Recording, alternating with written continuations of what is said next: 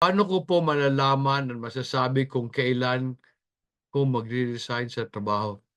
Ano ang rason bakit mo gusto mag-resign? Did you find a better job?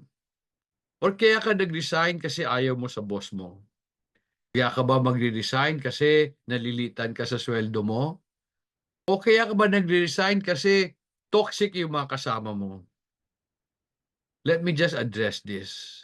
If you resign because you found something better, then I say go ahead. Pero if you resign because naghanap ng mabait na boss, alam mo 'pag umalis ka, you will find the same boss. Bakit?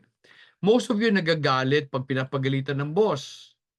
So ngayon sabihin niyo, "Sama ng ugali ng boss na 'to, hindi man lang makaintindi, hindi man lang marunong maging compassionate."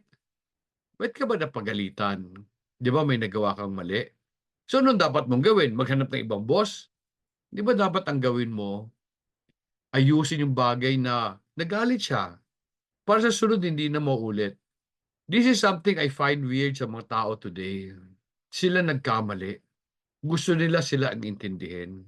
Alam mo, yung mga boss nyo, meron yung mga standards na dapat nyo i-meet. Huwag nyong pilitin sila magtanggap sa standard nyo kasi ikaw ang nag-apply. Are you resigning because nabababaan ka sa sweldo mo? Yung sweldo mo, tinanggap mo yon nung nag-apply ka. Mababa eh. Di galingan mo para ma-promote ka, mataasan yung sweldo. Sasabihin mo, my boss will be unfair, hindi niya tataas. Alam mo, ang boss naghahanap ng magaling na tao. Kung magaling ka, tataasan ka nila. So I hope you understand, today na lang everybody wants to resign. Ang tanong ko bakit?